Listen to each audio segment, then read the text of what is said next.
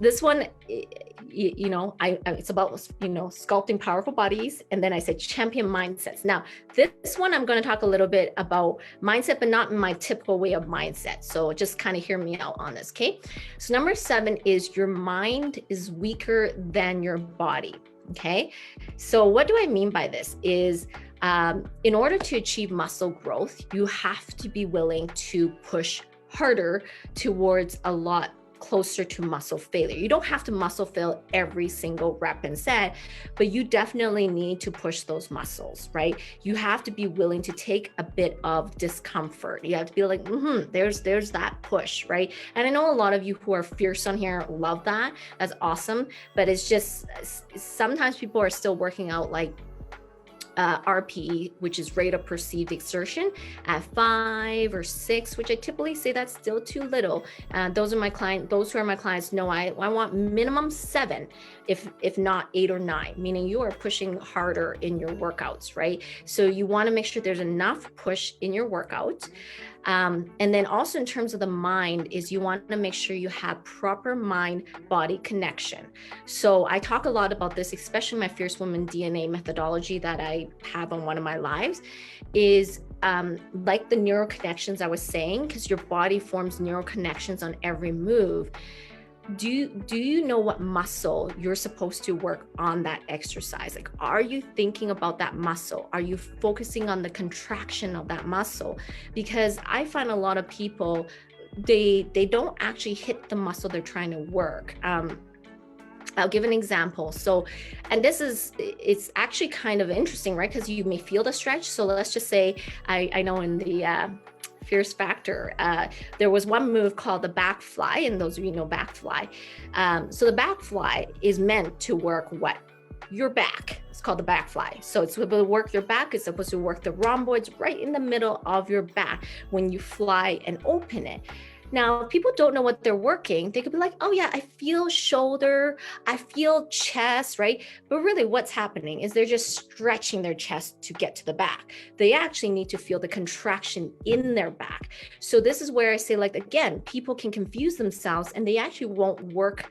Let's just say they're thinking a fly works their chest. Well, when they feel the stretch, they're like, that's great, I feel the stretch, but they never actually create enough activation in the back, so they actually never develop the back.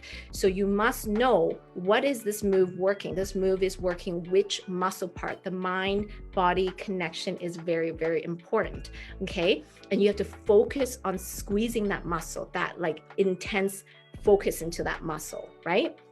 And then the other part is, you might have heard this before, if any of you follow David Goggins, but he often, says, when your mind says you want to quit. Andrea, if you're on here, I said this to you when I was doing your assessment, but when your mind is ready to quit, your body still has 30% more to go. And it was just through these experiments they've done. And when people like just want to give up, your body still has 30% to go. So sometimes you may, if you're kind of a little bit weaker in the mind, you'll quit before you can even get enough of that activation through. And of course, I get that the mind-body connection and the mind push takes time. You have to build that development, but just talking about like full development wise, you do need to have a bit of a grittier mind. Like you gotta like push through a little bit more. And then the last thing about mind is, your mind is weaker than your body when you lack consistency. That's going to push a few buttons here, when you lack consistency. So when your mind is weak and you're like, I'm, too stressed, or there's a lot going on. And don't get me wrong, like sometimes you have to, just like I was talking to Sherry yesterday, there's seasons in life, but if you constantly skip a lot of your workouts, or like this happens and that never really stabilizes sequence and consistency, your body just never can develop, right? It can never develop. So you just got to be honest with yourself. If your mind is weaker than your body, then if you don't have the results in your body, maybe we need to work a little bit on that mind a little bit, right? So yeah, facts. I love this, Jennifer. Awesome, Laura. Awesome. Yes, it's very true.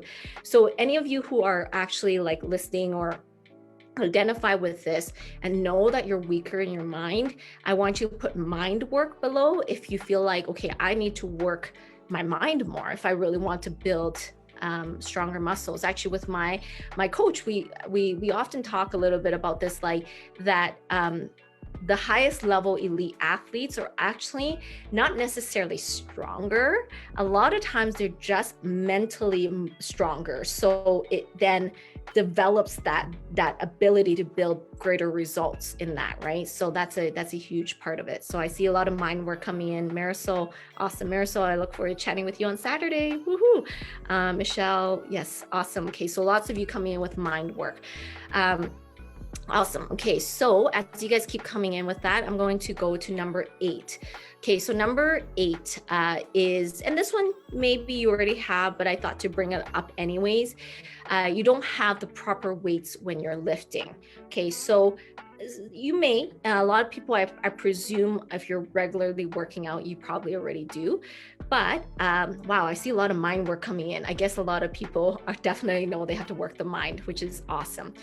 So number 8 is you don't have the proper weights when lifting. So when you're finding the proper weights for lifting, you want to go between the range of 6 to 15, depending on what weight ranges you're going in. And we want a little bit higher than 6, to be honest, but this range, and you want to kind of look at if you can't even achieve 6, you're going to need to lighten the load, okay? And if you can go to 15 really easily, it's too easy. So you got to find one in the range in between that you can actually do, and aim to increase 2.5 to 5 pounds every time if you're trying to look for that ideal weight. And then you need to know how to progressively load that weight on over time to get the right progression. So this may not be new, but sometimes people do lift really incorrect weights, like it's just too easy. You can tell. Sometimes when I coach people, I might say, hey, you need to lift a little bit heavier because it's just too easy. Like, I know Laura, I'm picking on you a little bit, but Laura's in my muscle accelerator. But, I know one time she sent me a video on her doing chest presses. It was just fast. And now I think it was Laura, 20 pounds, 20 something. I was like, Laura, that's too easy. Go up in weights.